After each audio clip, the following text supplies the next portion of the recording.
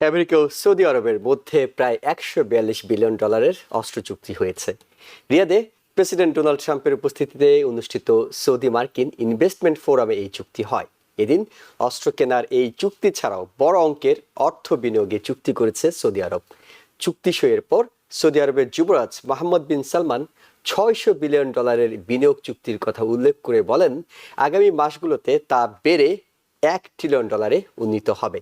চুক্তি স্বাক্ষরের পর মোহাম্মদ বিন সালমানকে অসাধারণ একজন মানুষ হিসেবে অভিহিত করেন ডোনাল্ড ট্রাম্প। তিনি বলেন, সৌদি আরব একটি চমৎকার জায়গা, এখানে চমৎকার সব মানুষ বাস করেন। সৌদি আরব সফর শেষে আগামীকাল বুধবার কাতার যাওয়ার কথা রয়েছে প্রেসিডেন্টের। সেখান থেকে বৃহস্পতিবার ইউনাইটেড আরব আমিরাতে যাবেন তিনি। তবে মধ্যপ্রাচ্যে এই সফরের সময় ঘনিষ্ঠ মিত্র ইসরায়েলে ভ্রমণের কোনো পরিকল্পনা নেই ট্রাম্পের। ইসরায়েলে না গেলেও মধ্যপ্রাচ্যের 3 দেশ সফরের সময় বৃহস্পতিবার তুরস্কে যাওয়ার আগ্রহ দেখিয়েছিলেন ট্রাম্প। তার ভাষ্য, ইউক্রেন যুদ্ধ বন্ধে দেশটির ইস্তাম্বুল শহরে অনুষ্ঠিত মস্কো ও কিয়েভের বৈঠকে অংশ নিতে পারেন তিনি। তবে তিনি শেষ মুহূর্তে সিদ্ধান্ত পরিবর্তন করে আমাদের কাছে যেটুকু খবর আছে বলছেন যে মার্কো রুবিও যাবেন আমেরিকার পক্ষ থেকে।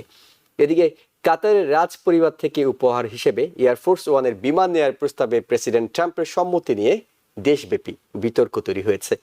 ডেমোক্রেটরা এর বিরুদ্ধে অবস্থান নিয়েছেন। সেনেট মাইনরিটি লিডার চাক শুমার মনে করেন এটা জাতীয় নিরাপত্তার জন্য হুমকি তৈরি করবে। বিদেশি কোনো উপহার গ্রহণের ক্ষেত্রে কংগ্রেসের অনুমতি নেয়ার কথা বলছেন তারা।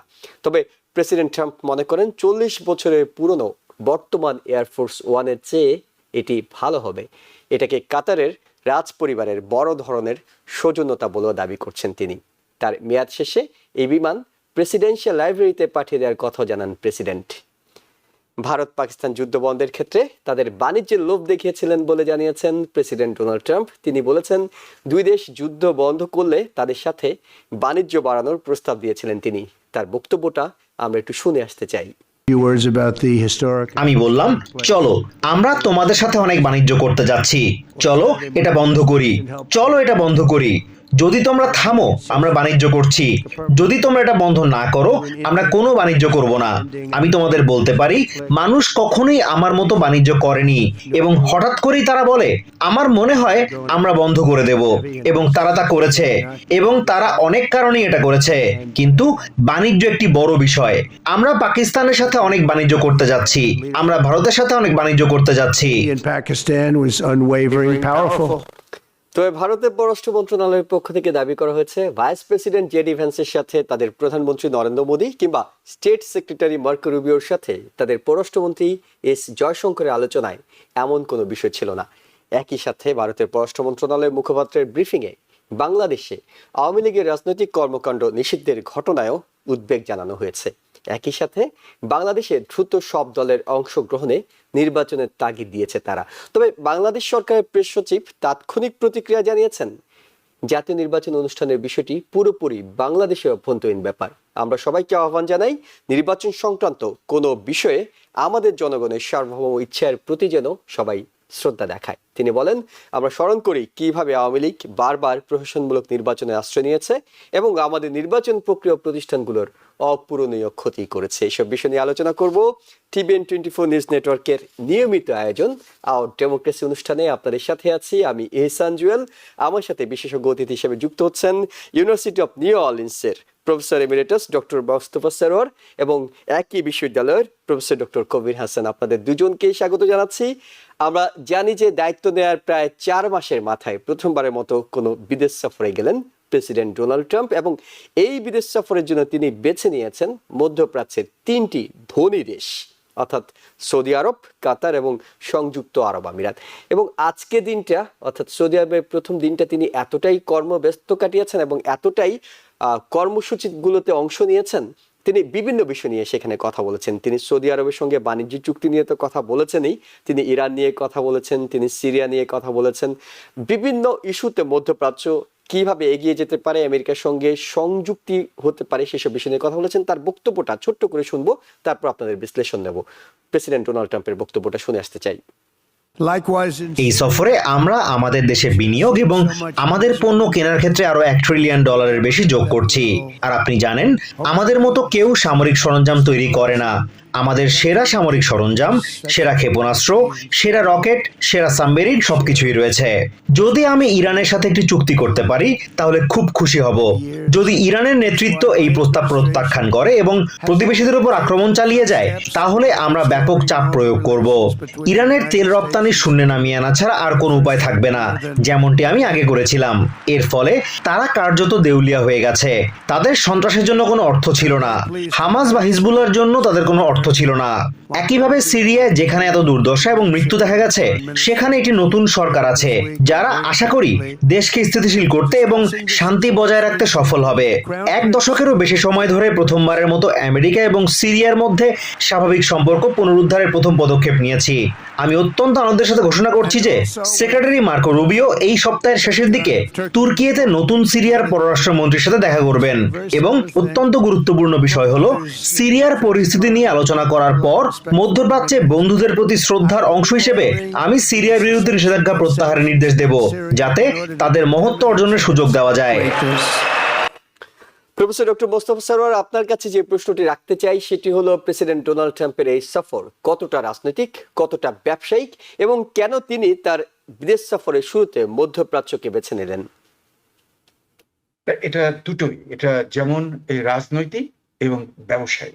আমরা তো দেখলাম যে বিশাল একটা অঙ্ক $600 বিলিয়ন অলরেডি সাইন হয়ে গেছে, and it can go up to 1 trillion, এবং এটা 2 মিলিয়ন জব ক্রিয়েট করবে যুক্তরাষ্ট্রে, কাজে এটা আমাদের জন্য লাভ হলো। এবং এরপরে উনি যাচ্ছেন কাতারে এবং ইউনাইটেড আরব আমিরাত, দুটোই দারুণ ধনী দেশ, এবং উনি একটা মানে এয়ারক্রাফট পাচ্ছেন, মানে যেটা এয়ারফোর্স 1 হবে, এবং সেটা $400 মিলিয়ন গিফট ফ্রম কাতারের রয়্যাল ফ্যামিলির গিফট। কাজে আমার যেন মনে হচ্ছে যে তার যে সফরটা আমরা লক্ষ্য করেছি, প্রথম যখন উনি পাওয়ারে আসছিলেন তখনও কিন্তু তার প্রথম অফিসিয়াল ভিজিট হয়েছে সৌদি আরবিয়াতে, এবারও তাই।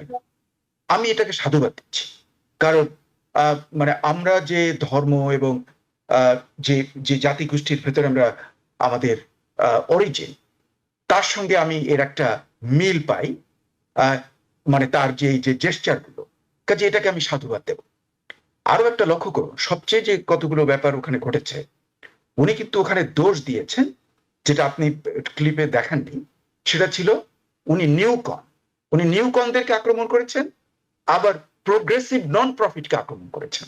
ওনার যে অরিজিনাল বক্তৃতাটা আমি পুরোটা শুনেছিলাম আজকে, এবং সেখানে আমি শুনে আমি খুবই মানে আমার ভালো লেগেছে যে নিউকন কিন্তু রিপাবলিকানদের, হ্যাঁ, এবং এই নিউকনরাই কিন্তু যুক্তরাষ্ট্রের পলিসিকে মিডল ইস্টে বারবার প্রভাবিত করেছে, এবং উনি ওদের বিরুদ্ধে বলেছেন নিউকন। এবং আবার এই যে এনজিও গুলো গিয়ে যে বিভিন্ন জায়গাতে নিজেদের আইডিয়াস গুলো, ওয়েস্টার্ন ওয়ার্ল্ডের আইডিয়াস গুলো অন্যের উপরে ইম্পোজ করে, এটাও কিন্তু ওনার অরিজিনাল বক্তৃতাতে উনি কিন্তু কঠোর ভাষায় কন্ডেম করেছেন। কাজে আমি মনে করি ওভারঅল এই যাত্রাটা ভালো হয়েছে। সবচেয়ে গুরুত্বপূর্ণ যে জায়গাটা আমি বিস্মিত হয়েছি যে আহমেদ আল শারা, যিনি নাকি বর্তমানে সিরিয়ার প্রেসিডেন্ট, এই ভদ্রলোক হলো আল কায়দা অ্যাফিলিয়েটেড অর্গানাইজেশনের, উনি ছিলেন একজন ফাইটার কমান্ডার একটা সময় ছিল, এবং উনি ইরাকে যুক্তরাষ্ট্রের স্থাপনাকে আক্রমণ করেছেন, এবং ওনার মাথার উপরে বোধহয় $5 মিলিয়ন বাউন্টি আছে যুক্তরাষ্ট্রের। আর আরো একটা ব্যাপার, শুধু তাই নয়, যে অর্গানাইজেশনের থ্রুতে উনি পাওয়ারে গেলেন সেটাও কিন্তু আমেরিকার লিস্টে, ওই যে টেরোরিস্ট লিস্টে। এই সত্ত্বেও ডোনাল্ড ট্রাম্প যে এদের সঙ্গে কম্প্রোমাইজ করছেন, উনি ওয়েলকাম করলেন ওই বক্তৃতাতে, এবং মার্কো রুবিওকে পাঠাচ্ছেন, এবং তাদের উপর থেকে সমস্ত নিষেধাজ্ঞা গুলোকে উঠিয়ে ফেলবেন। এবং ওই সংগঠনটিকে আগেই ওই সংগঠনটিকে সন্ত্রাসী তালিকা থেকে সরিয়ে নেওয়া হয়েছিল, সরিয়ে, কিন্তু মানে এই কিছুদিন আগ পর্যন্ত ওটা ছিল সন্ত্রাসী লিস্ট, রাইট। আর এই ভদ্রলোকের উপরে কিন্তু ওই যে বাউন্টি, হ্যাঁ, এবং সে কিন্তু যুক্তরাষ্ট্রের অনেক ক্ষতি করেছে ইরাকের যুদ্ধে, কিন্তু তাকে সে গ্রহণ করে নিল। শুধু তাই নয়, আরো একটা আমি লক্ষ্য করলাম যে সে ইরানের প্রতি একটা মানে মানে একটা সুন্দর একটা দিল যে তোমাদের সঙ্গে আমি একটা কম্প্রোমাইজ করব, তোমরা ঠিক পথে আসো, তাহলে তুমি এক ভালো অর্থনীতি হবে, এটা এটা সেটা। আমার যেন, এবং আরো একটা, তার যে মেইন বক্তৃতাতে সে কিন্তু বারবার বারবার একটা জিনিস উল্লেখ করেছে যে আমি রক্তপাত চাই না, আমি যুদ্ধ চাই না, যুদ্ধ ইজ নো গুড।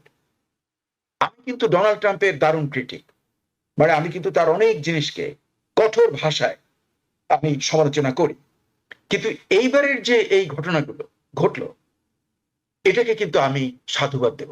আমার যেন মনে হয় যে ডোনাল্ড ট্রাম্প সম্পর্কে আমার যেটা ধারণা ছিল যে he is a deal maker type, মানে ট্রানজ্যাকশনাল, যেখানে লাভ আছে সেটাই করে এবং সেদিকেই সে যাচ্ছে। এর সবগুলোতেই কিন্তু তার নিজের লাভ আছে, এবং এবং শুধু যুক্তরাষ্ট্রের লাভ না, তার নিজস্ব লাভ আছে। কারণ সৌদি আরবিয়াতে সে অলরেডি জেদ্দাতে ট্রাম্প টাওয়ার পেয়ে গেছে, হ্যাঁ, আবার রিয়াদেও সে একটা বিরাট পাচ্ছে। আবার তার জামাইকে $1.5 বিলিয়ন দিয়েছিল তার ইনভেস্টমেন্ট ফার্মে এই সাউদি প্রিন্স। কাজেই এই ভদ্রলোক ট্রানজেকশনাল, এবং ওই ট্রানজেকশনের দিকে উনি তাকান, লাভ লোকসান দেখেন, কিন্তু সেই লাভ লোকসান দেখার মাধ্যমে যদি সবার লাভ হয়, পৃথিবীতে যদি শান্তি চলে আসে, সিরিয়া যদি রেকগনিশন পায়, ইরানের উপরে যদি খাপ্পাগিরি না চালায়, হ্যাঁ, তাহলে তো আমার মনে হয় পৃথিবীতে হয়তো শান্তি মানে মানে এবং ভালো যে মানে সবারই উন্নতি হয়ে যেতে পারে। আমি ওই আশাবাদ নিয়েই আমি মানে আপনার এই প্রশ্ন, অর্থাৎ শান্তির পথে হাঁটছে বর্তমান প্রশাসন, যেখানে যুদ্ধ হচ্ছে সেখানে প্রয়োজনে হলে হস্তক্ষেপ করছে, নতুন করে কোনো যুদ্ধ করার পরিকল্পনা করছে না। এটাকে আপনি অনেক ইতিবাচক হিসেবে দেখছেন। আমি একটু প্রফেসর ডক্টর কবির হাসান আপনার কাছে জানতে চাই, সেটা হলো কেউ প্রশ্ন তুলছিল, বিবিসির একটা রিপোর্ট পড়ছিলাম যে ইসরায়েলে তিনি গেলেন না, কিংবা মধ্যপ্রাচ্য সফরে 3টা দেশ, মুসলিম দেশে তিনি যাচ্ছেন। আবার এটাও তো ঠিক যে সৌদি আরবের উপর এক ধরনের চাপ আছে, বিশেষ করে আব্রাহাম অ্যাকর্ডে যোগ দেওয়ার একটা চাপ আছে। এই সফরের মধ্য দিয়ে আপনার কাছে কি মনে হয় যে আব্রাহাম অ্যাকর্ডে যোগ দেওয়ার জন্য সৌদির বিষয়ে ইন্টারনালি তো অনেক কথা হয়েছে, সব তো আর আমরা মিডিয়ায় দেখিনি কিংবা পাইনি, এ ধরনের একটা চাপও তৈরি হতে পারে, কিংবা একটা অনুরোধও থাকতে পারে যে ইসরায়েলকে স্বীকৃতি দেওয়া হোক আব্রাহাম অ্যাকর্ডে, আরব দেশগুলো, মুসলিম দেশগুলো তারা যাতে সাড়া দেয়? না দেখুন, সরোয়ার ভাই সুন্দর করে বলেছেন। আমি আর কিছু জিনিস অ্যাড করে আপনার প্রশ্নের উত্তর যেতে চাই।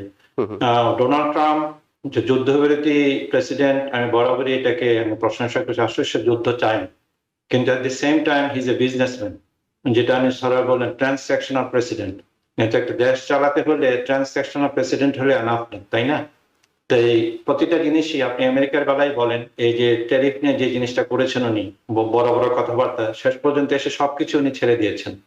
এইভাবে কিন্তু আন্তর্জাতিক রাজনীতি, আমি আন্তর্জাতিক রাজনীতির ছাত্র নই, এইভাবে তো চলে না।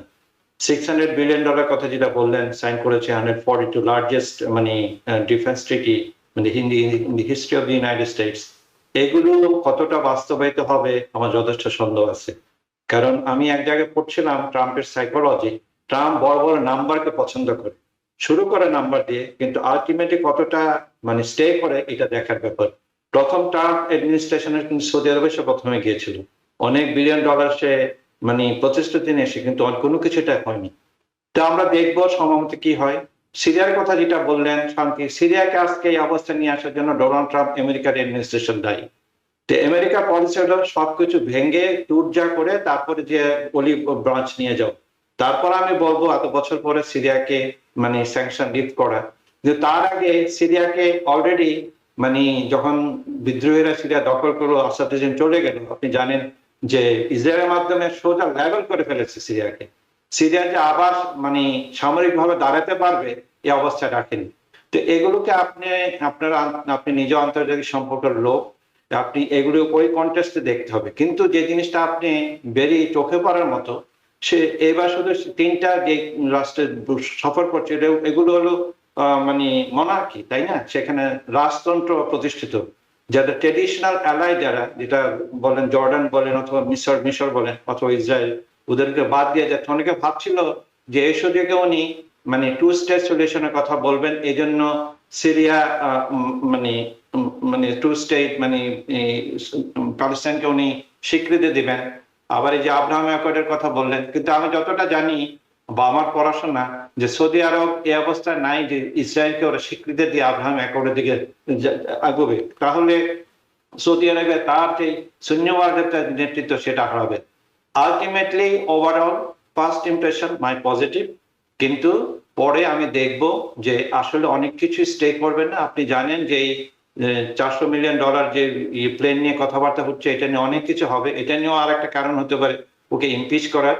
আরো ইন্টারেস্টটা পানি ব্যাপার, সৌদিরা তাকে মানে কাছে নেওয়ার জন্য এরকম করেছে, ওরা কিন্তু একটা মোবাইল ম্যাকডোনাল্ড বানিয়েছে, আপনি জানেন কিনা জানি না, সৌদি রয়্যাল কোর্টের পাশে, কারণ সে ম্যাকডোনাল্ড পছন্দ করে।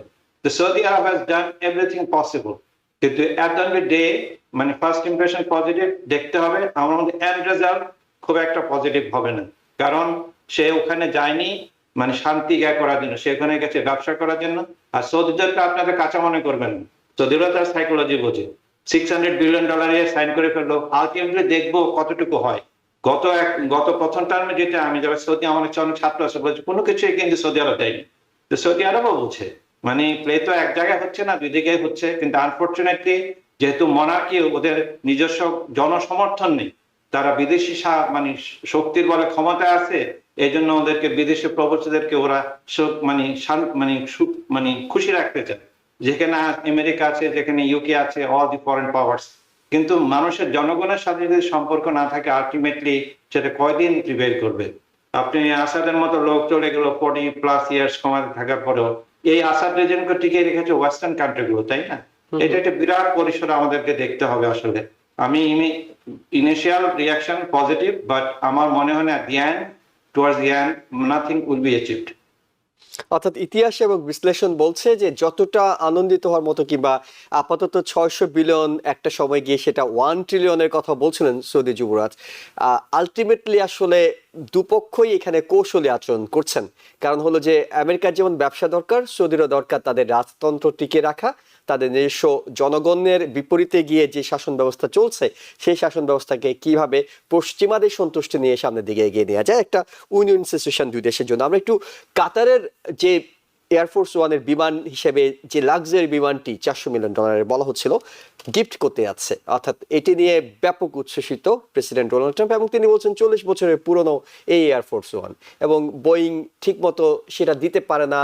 তিনি বলছেন যে কেন, এটা তো একটা স্টুপিডিটি হবে যদি গিফট পাওয়ার পরে সেটি নেওয়া না হয়। কিন্তু ডেমোক্রেটরা তারা খেপেছে, তারা বলছে যে তারা দরকার হলে কিছু নিয়োগ বন্ধ করে রাখবেন, তারা বলছে যে কংগ্রেসের অনুমতি লাগবে, নানা বিষয় বলছে। আমি একটু ডক্টর মোস্তফা স্যার আপনার কাছে জানতে চাই, $400 মিলিয়ন যদি গিফট করা হয় সেখানে কি নৈতিকতার কারণে সেটি নিতে কোনো সমস্যা আছে, নাকি আসলে এটা তো গিফট হিসেবে প্রেসিডেন্ট বলছেন না যে আমি এটি প্রেসিডেন্সিয়াল মেয়াদ শেষ হওয়ার পর বাসে নিয়ে যাব, তিনি বলছেন আমি লাইব্রেরিতে দিয়ে যাব, সমস্যা আছে কি? না, এখানে হচ্ছে কি এই জিনিসটা মানে যুক্তরাষ্ট্রের আমরা জানি যে গণতন্ত্রের যে গার্ড রেল গুলো সেগুলো কিন্তু একদম সব যে একদম খুব মানে আর কি শক্তিশালী এবং ভার বহন করতে পারবে তা কিন্তু সবসময় নয়। অনেক জিনিসই কিন্তু আনডিফাইন্ড, মানে ক্লিয়ার না। কাজেই সে যে এটা নিতে চাচ্ছে, আর ডোনাল্ড ট্রাম্প হলো দারুণ ক্লেভার। সে করেছে কি, সে এখন নিজে না নিয়ে সে তার একটা ডিপার্টমেন্টের থ্রুতে এটাকে নিচ্ছে, কিন্তু ব্যবহার করবে অ্যাজ দ্য এয়ারফোর্স ওয়ান। এটা দারুণ লাক্সুরিয়াস, মানে কাতার এয়ারলাইন্সে আমরা মানে কেউ কেউ যদি আমরা মানে বিজনেস ক্লাসে, ফার্স্ট ক্লাস তো আরো মারাত্মক, এমনকি বিজনেস ক্লাসেরই কিন্তু লাক্সারি দারুণ। আর এখানে যেটা দিচ্ছে সেটা হলো একদম লাক্সারির চরম। 3টা বেডরুমে এমন করেছে যেটা ডোনাল্ড ট্রাম্প মানে মোহিত আর কি।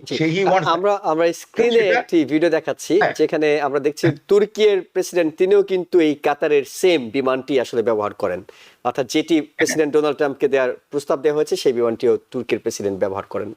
জি, আপনি তাহলে নিশ্চয়ই Erdogan is also having good time with that plane, সেটাই ডোনাল্ড ট্রাম্প চায়। এখন কথা হলো এটা একটা হয়তো দপ্তরের থ্রুতে, আমরা একটা ডিপার্টমেন্টের থ্রুতে।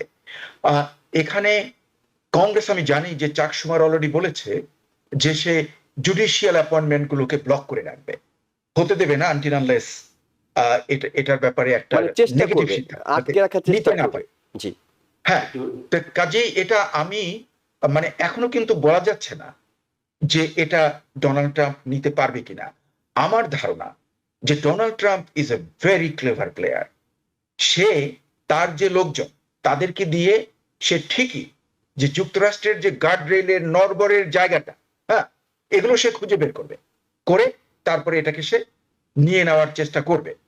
এটা আলটিমেটলি কি হবে সেটা আমি বলতে পারছি না ক্লিয়ারলি, সঠিক বলা যাচ্ছে না, কিন্তু জি। আমার ধারণা যে ডোনাল্ড ট্রাম্প সে মানে তার অনেক ক্লেভার লয়ার আছে, দেখা যাবে একটা অতি প্রাচীন হয়তো 200 বছরের পুরানো কোনো একটা ধারা বের করে এটাকে তারা মানে আর কি করে নেবে, অ্যাকসেপ্টেবল করে নেবে। জি। এটাই আমার যেন মনে হচ্ছে। আপনার আমি আমি প্রফেসর ডক্টর কবির হাসান আপনার কাছে হ্যাঁ, জানবো আমি ছোট্ট আমি করে একটা একটা জিনিস পয়েন্ট অ্যাড যোগ করতে করে চাই, দিই। যেটা অফকোর্স প্রোজ এন্ড কনস যেটা আছে। ডোনাল্ড ট্রাম্প বলতেছে যে $400 বিলিয়ন সেভ হবে। আপনি যেটা বললেন যে এই মানে যে নতুন ফ্লিট এটা 2029 এর আগে আসতে পারবে না, 40 বছরের পুরানো। এই সুযোগটাতে ইন্টারিম টাইমে একটা পেয়ে গেলাম, অসুবিধা কি? আর যে জিনিসটাতে কনস্টিটিউশনাল পার্ট যেটা আছে, আসলে এটা অ্যাপ্রুভাল নিতে হয় যে এটা emolument clause of United States constitution একটা জিনিস আছে। যখন ফরেন গিফট নিতে চায় তবে কংগ্রেসের অ্যাপ্রুভাল রাখে।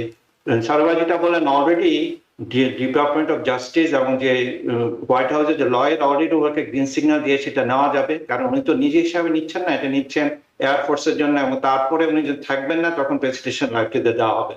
কিন্তু সেখানে যে জিনিসগুলো বলা হচ্ছে যে অফকোর্স এটা নেওয়া একটা এনহ্যান্স ডিপ্লোম্যাটিক কানেকশন হচ্ছে কাতারের সাথে, তারপর ইন্টারিম সলিউশন হচ্ছে প্রেসিডেন্সিয়াল যে ফ্লিটের কারণে, কিন্তু কনস্টিটিউশনাল লিগেল কনসার্ন যেটা আমরা বলি এবং যেটা অলরেডি ডেমোক্রেট কিছু কিছু রিপাবলিকানরা খেপেছে এই ব্যাপারে।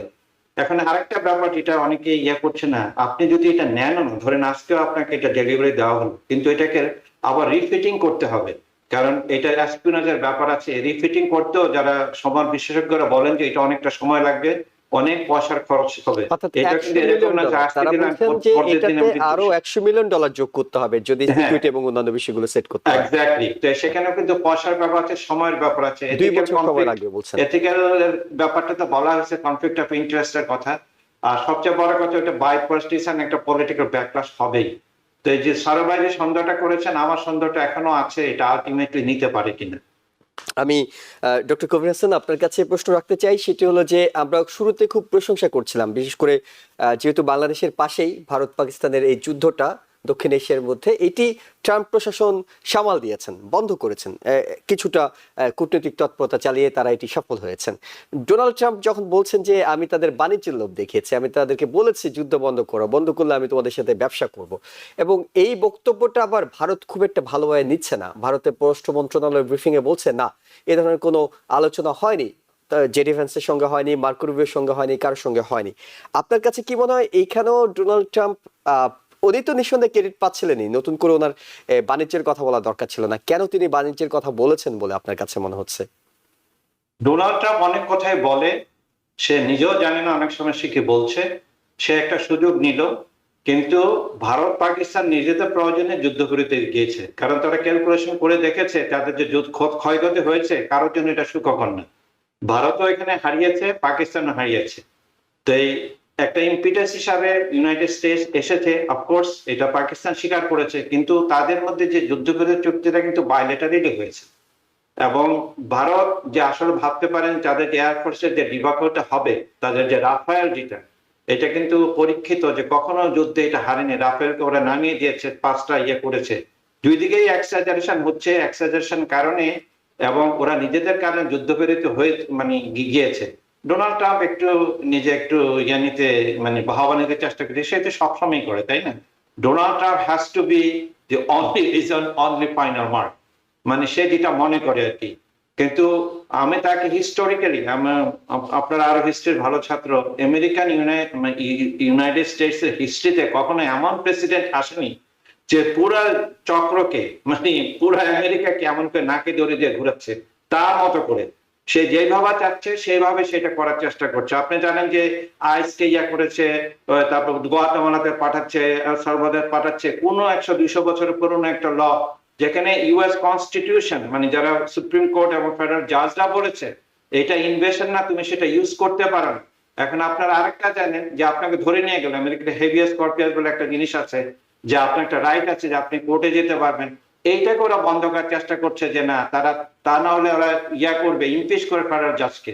দে are sometime going off the limit.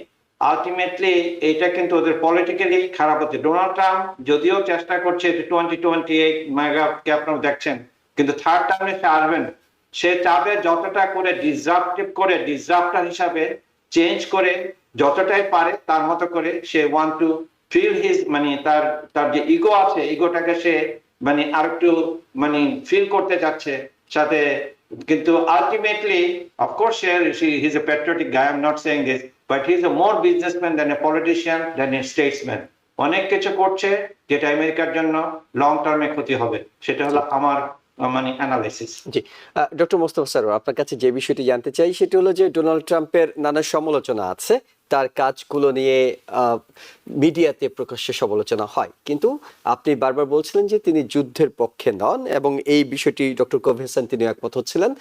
বিশেষ করে রাশিয়া ইউক্রেন যুদ্ধ বন্ধে তিনি উদ্যোগ নিয়েছেন, তিনি বলছিলেন 24 ঘন্টা নানা ধরনের সমালোচনা হতে পারে, তিনি উদ্যোগ নিয়েছেন, জেলেনস্কির সঙ্গে বাহাস হয়েছে, আবার বৈঠক হয়েছে, পরবর্তীতে চুক্তিও হয়েছে। এখন ডোনাল্ড ট্রাম্প চেষ্টা করছিলেন সৌদি আরবের মাধ্যমে বিষয়গুলো, এই আলোচনাগুলো এগিয়ে নিতে, কিন্তু নতুন প্রেক্ষাপটে তুর্কি উঠে এসেছে সামনে, এবং তুর্কিতে আগামী বৃহস্পতিবার বৈঠকটি হতে যাচ্ছে। কেন সৌদি আরব থেকে তুর্কিতে গেল, কিংবা এই বৈঠকে যদি পুতিন যোগ না দেন, যেটি জেলেনস্কি বারবার বলছেন যে আমি পুতিন ছাড়া অন্য কারোর সাথে বসবো না, এবং ডোনাল্ড ট্রাম্প যাবেন বলে এতদিন বলে আসছিলেন যে আমি যাব, আজকে তিনি বলছিলেন মার্কো রুবিও যাবে। এইখানে একটা বিষয় একটু আপনার কাছে জানি যে ডোনাল্ড ট্রাম্প নিঃসন্দেহে ভালো খেলোয়াড়, তার চেয়ে কি এরদোগান সামনে চলে আসছেন কিনা, যে রাশিয়া একটু এরদোগানের উপর বেশি ভরসা রাখছে কিনা? হ্যাঁ, আমি এর উত্তরের আগে আমি বলবো যে কবির কিন্তু, এই যে কবির হাসান, সে কিন্তু প্রথম থেকেই যে এই যে যুদ্ধ বিরোধী যে কথাগুলো, এবং যেটা ডোনাল্ড ট্রাম্প যে যুদ্ধ বিরোধী, এটা কিন্তু আমি কবিরের কাছ থেকে আমি অনেকবার শুনেছি, একবার না দুবার না। আমরা আমাদের মত পরিবর্তন করেছি মাঝে মাঝে, কিন্তু কবির মেনটেইনড এ ভেরি কনসিস্টেন্ট তার যে ধারণা, এবং প্রকাশ করেছে যে ডোনাল্ড ট্রাম্প যুদ্ধ পছন্দ করে না। আচ্ছা, এখন I get back to your answer, যে এ তো যুদ্ধ পছন্দ করে না, সেই জন্যই কিন্তু সে চেষ্টা করছে যে ইউক্রেনের যুদ্ধটা যাতে বন্ধ হয়ে যায়, এবং ইউক্রেনের যুদ্ধ বন্ধ হলে, এটা যদি সে করতে পারে, তাহলে হয়তো তার নোবেল প্রাইজ পাওয়ারও সম্ভাবনা রয়েছে। এটাও কিন্তু ডোনাল্ড ট্রাম্পের মাথার মধ্যে রয়েছে, কারণ হি ইজ ভেরি অ্যাম্বিশাস। হ্যাঁ, এবং সে ভাবছে যে এটা যদি বন্ধ করে ফেলতে পারি, কেন হত্যাযজ্ঞ, সে এই যে আজকে যে বক্তৃতাটা শুনলাম, সেখানেও কিন্তু সে বলছে যে প্রতি সপ্তাহে 5,000 সৈন্য মারা যায়, উভয় পক্ষের টোটাল সাম, এবং এটা খুবই খারাপ কাজে সেটাকে করার চেষ্টা করছে। এখন আমরা যদি দেখি যে পুতিনের সঙ্গে কম্প্রোমাইজ করতে হলে যে মিডিয়েট করবে, তাতে এমন একটা লোকের মিডিয়েট করা দরকার যার ক্ষমতা আছে মিডিয়েট করার, এটা হলো এক, আর যার সঙ্গে মিডিয়েশনের দুই পক্ষেরই মোটামুটি একটা বন্ধুত্ব আছে, এমনি লোক হয় মিডিয়েটার। তাতে মোহাম্মদ বিন সালমান যে ক্রাউন প্রিন্স, সে কিন্তু ওই দুটো ক্রাইটেরিয়াতে সে খুব একটা হাই নাম্বার পাচ্ছে না। হ্যাঁ, এই জন্য সৌদি আরবিয়াতে এটা ঘটেনি। কিন্তু এরদোয়ানের সঙ্গে কিন্তু পুতিনের একটা ভালো সম্পর্ক আছে, এরদোয়ানের সঙ্গে ডোনাল্ড ট্রাম্পের সম্পর্ক আরো বেশি।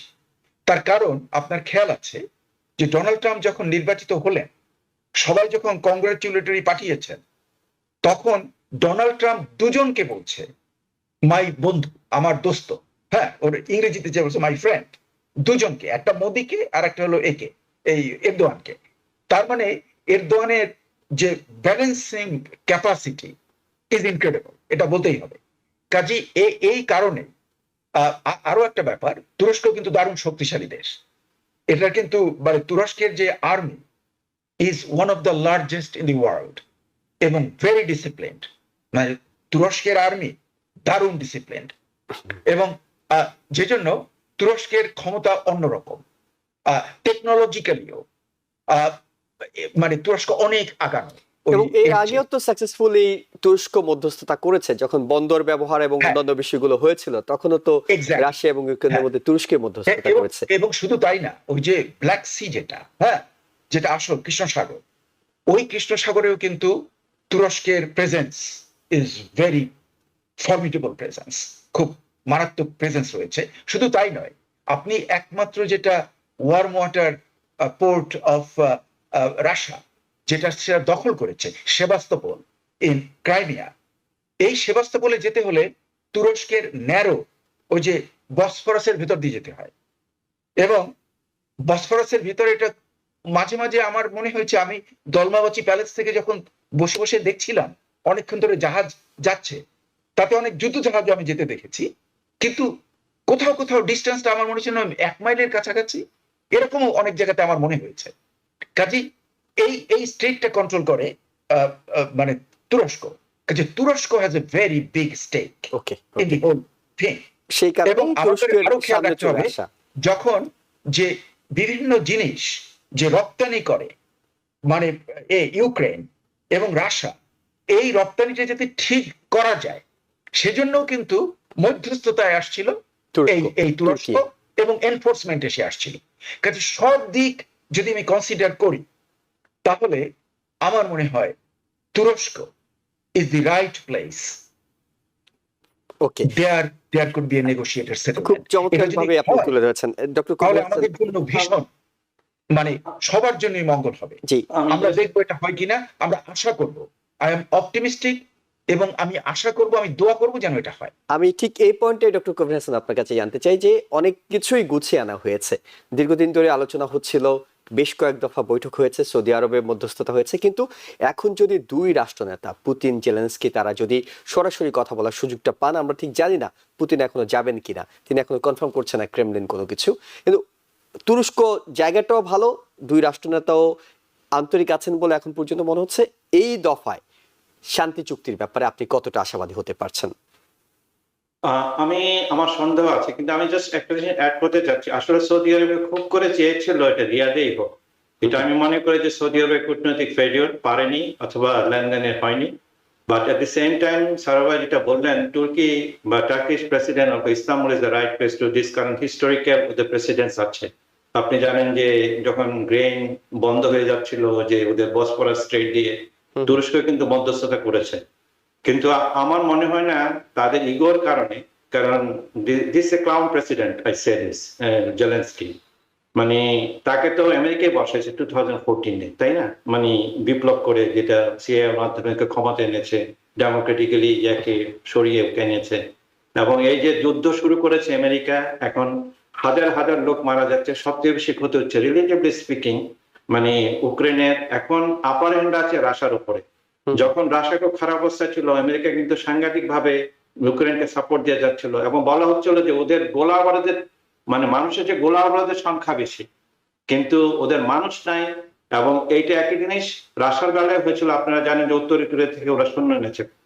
পয়েন্টটা হলো যুদ্ধবিরতি হওয়া দরকার, এটা আমি তার পক্ষে। আপনি জানেন যে নতুন পোপ ফ্রান্সিস লিও যে 14 ও যুদ্ধবিরতির কথা বলেছেন, এবং আমার মনে না তাদের ইগোর কারণে, সম্ভবত পুতিন যেহেতু আপার হ্যান্ডে আছে, যখন সে দুর্বল অবস্থা ছিল তখন তার পাশে কেউ ছিল না, সে ওই লেভেলে সে যাবে না, 1-to-1 এটা হবে না। আর না যাটাও কিন্তু ইঙ্গিত করে যে পুতিন হয়তো আসবেন না, জেনেই তিনি যাচ্ছেন না, তিনি মার্কো রুবিওকে পাঠাচ্ছেন। তাই তাদের কাছে ডেফিনেটলি তাদের আছে, মানে ইন্টেলিজেন্স ইনফরমেশন যাবে না বলে মার্কো রুবিও যাচ্ছে। কিন্তু যদি পুতিন আসতেন, হয়তো ডোনাল্ড ট্রাম্প আবার নেওয়ার জন্য আর কি, বাহবা নেওয়ার জন্য ডোনাল্ড ট্রাম্প দিয়ে হাজির হতেন একটা যুদ্ধবিরতি। আপনি জানেন যে 30 দিনের যে প্রস্তাব রাশিয়ান, পুতিন কিন্তু এখন এটা গ্রহণ করেনি আসলে। তাই এখন ওরা যুদ্ধবিরতি আসতে যাচ্ছে, কিন্তু আপার হ্যান্ডে আমার মনে হয় না এটা ফ্রুটফুল কিছু হবে। কিন্তু একটা মিটিং হবে, কিন্তু নট বিটুইন পুতিন এবং জেলেনস্কি, হলে ভালো হতো। কিন্তু এই যুদ্ধবিরতি করার জন্য পুতিন জেলেনস্কি তো একসাথে হওয়ার দরকার নেই, তাই না? ওদের বিভিন্ন অ্যাপারেটাস আছে, তারা যে সদিচ্ছা থাকে সেটা বন্ধ করতে পারে, এবং সদিচ্ছার মধ্যে ওরা হবে বলে আমার মনে হয় না। আরেকটা ব্যাপার যেটা জ্যাক করে যাচ্ছে, আসলে সারোরা আসলে বড় বুদ্ধিমান, ঠিকই বলছেন। আমার একটা মনে হয়েছিল সে নোবেল প্রাইজ পেতে চায়, সে বিভিন্ন জায়গায় যুদ্ধবিরতি করতে যাচ্ছে, তো এই জিনিসটা হবে। আরেকটা ব্যাপার যেটা যে এই মানুষ মারা যে যুদ্ধবিরতি একটা যে তার আছে ডোনাল্ড ট্রাম্পের, সেটা আরেকবারও তার কিন্তু এটা তার ভিতরের জিনিসই, সে আসলে যুদ্ধ চায় না। আর তার মধ্যে আবার যোগ হয়েছে যে নতুন পোপ, সে তো সরাসরি মানে প্রথম পাপা গেতে বলেছে যুদ্ধ বন্ধ করে গাজায়, যুদ্ধ বন্ধ করে ইউক্রেনে। আসলে যুদ্ধ বন্ধ হওয়া দরকার। এই যুদ্ধ কোনোদিনই কোনো জায়গায় কোনো কিছু নিয়ে আসেন, কিন্তু আনফর্চুনেটলি দি নিউ কন এবং ওয়েস্টার্ন ওয়ার্ল্ড সারা জীবন তো যুদ্ধ করে গেছে, সারা দুনিয়াকে শাসন করে শোষণ করে গিয়েছে। তারা প্রত্যেকটা দেশেই এমন একটা ইকোনমি ডেভেলপ করেছে, ডিপেন্ডেন্ট ইকোনমি। তারা ইচ্ছা করলে স্বাধীন হতে পারছে না। পলিটিক্যাল স্বাধীনতা দিলে আমাদের অর্থনৈতিক স্বাধীনতা নেই, আমরা কিছু করতে পারি না।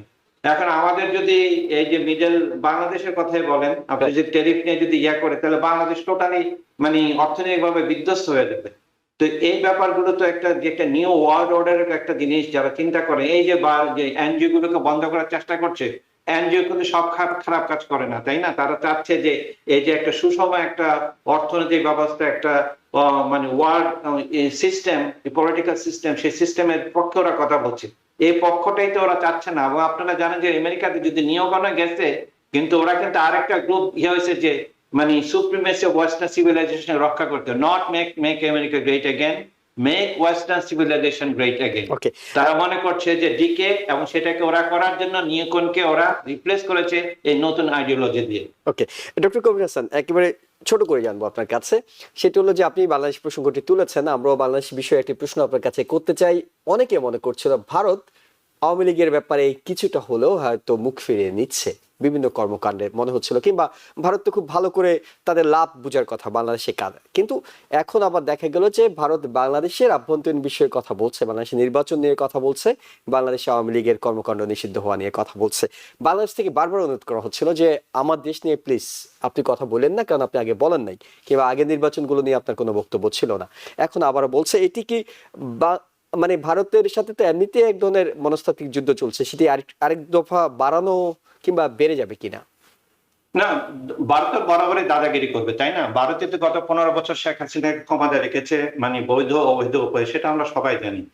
কিন্তু একটা জিনিস, একটা বোধ কারেকশন দরকার। এখানে কিন্তু আওয়ামী লীগকে নিষিদ্ধ করেনি দল হিসেবে, আওয়ামী লীগের কর্মকাণ্ড নিষিদ্ধ করেছে, আওয়ামী লীগের কর্মকাণ্ড নিষিদ্ধ করেছে আনটিল টু দি পয়েন্ট যাদের মানে তার বিরুদ্ধে যে বিচার আছে, বিচার কার্য সম্পন্ন হওয়ার পর্যন্ত এটা ওদের মানে কার্যক্রম নিষিদ্ধ থাকে। তার মানে প্র্যাকটিক্যালি আওয়ামী লীগ আর কাজ করতে পারছে না। কিন্তু দেখেন, যদি আওয়ামী লীগ যদি এই যে অনেকে বলে যে ইনক্লুসিভ, যে ভারতের যে জয়সল যেটা বললেন যে ইনক্লুসিভ হতে হবে, ইলেকশন হতে হবে, আওয়ামী লীগ যদি ইলেকশন করতে চাই আরেকটা পার্টি করো, তারা ডেভেলপ করে। কারণ আওয়ামী লীগ তো একটা পুরনো দল, স্বাধীনতা যুদ্ধের দল, এদের এখনো 30-40% লোকজন এখন তাদেরকে সাপোর্ট করে। আপনি একটা দলকে ব্যান করবে, কার্যক্রম বন্ধ করলে তো দল বন্ধ হয়ে যাবে না। কিন্তু বুদ্ধিমানের কাজ যেটা হবে, আওয়ামী লীগ আরেকটা দল গঠন করো। কিন্তু যে জিনিসটা আওয়ামী লীগের বেলা হয়েছে, যখন জামাতকে ওরা নিষিদ্ধ করার চেষ্টা করেছিল, জামাত অন্য একটা দল করেছিল কিন্তু ওদেরকে নিবন্ধন দেয়নি। কিন্তু এই গভর্নমেন্ট যদি আওয়ামী লীগের লোকরা যদি আরেকটা দল করে ইলেকশনে যেতে চায় অন্য নামে, তাদেরকে নিবন্ধন দেওয়া উচিত। যে জিনিসটা বারবার টার্গেট হয়েছে, আজকে যে মানে একে পার্টির আর্দোগান ক্ষমতাধর লোক, তার পার্টি কয়দিন পরই মানে ব্যান করে দিত। কারণ আপনারা জানেন যে ওদের হলো ফ্রেঞ্চ স্টাইল সেকুলারিজম, তার মানে অ্যান্টাই রিলিজিয়ন। এনি টাইম দেখে একটা রিলিজিয়ন গন্ধ পেত, আপনি জানেন একে পার্টি ইসলামিক ভাবাপন্ন লোক, ওরা বারবার বন্ধ করেছে। কিন্তু তারপর ওরা অন্য নামে এসেছে, একে পার্টির মূল নাম কিন্তু এটা ছিল না। একই জিনিস বাংলাদেশে আওয়ামী লীগও করতে পারে, ইনক্লুসিভ রাজনীতি হতে পারে।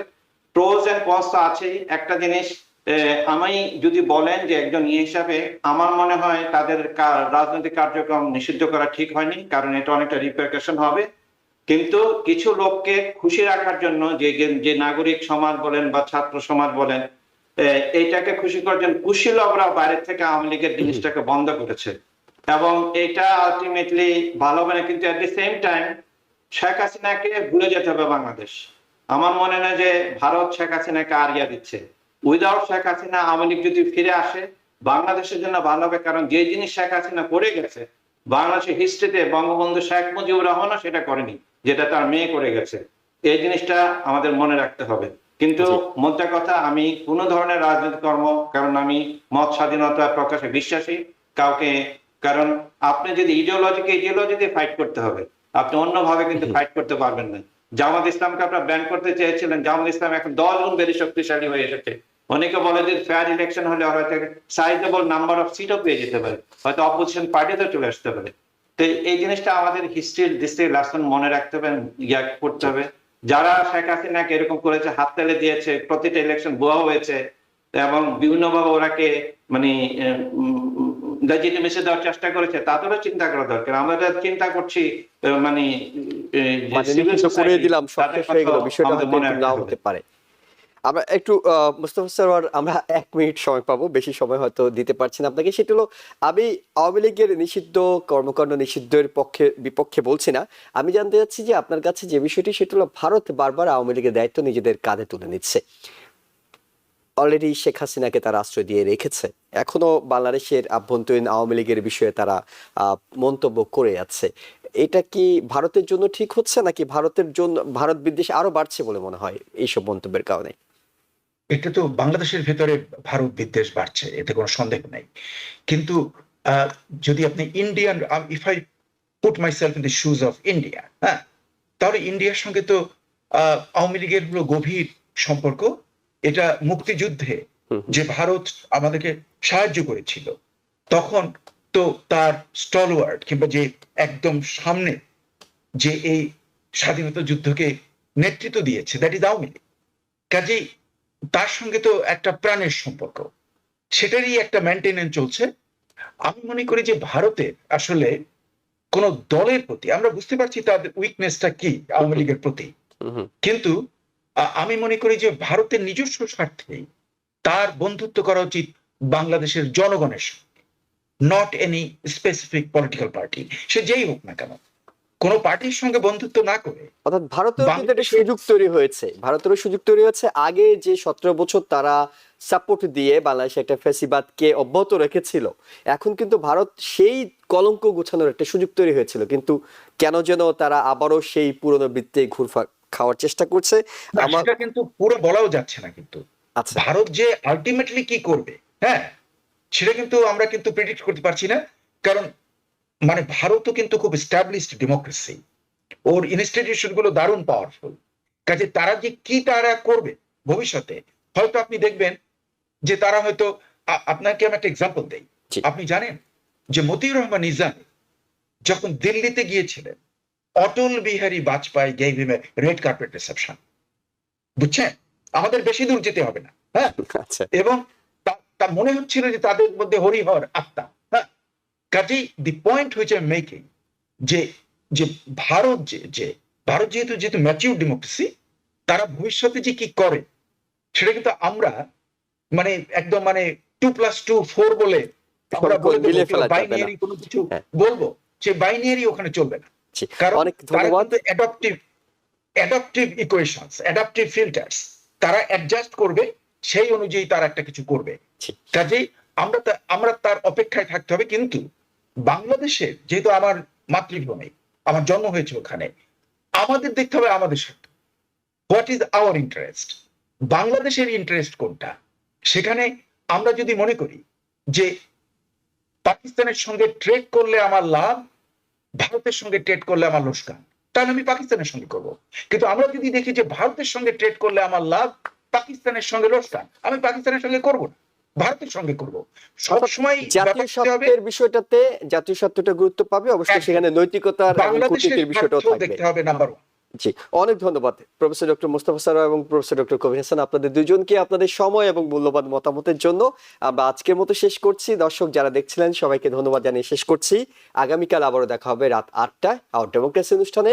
ভালো থাকবেন। TBN 24 টেলিভিশন দেখতে আজই কল করুন 7187776556। লগ ইন করুন www.totalcablebd.com। নিউ ইয়র্ক থেকে সম্প্রচারিত TBN 24 টেলিভিশন বিশ্বজুড়ে বাঙালির কণ্ঠস্বর।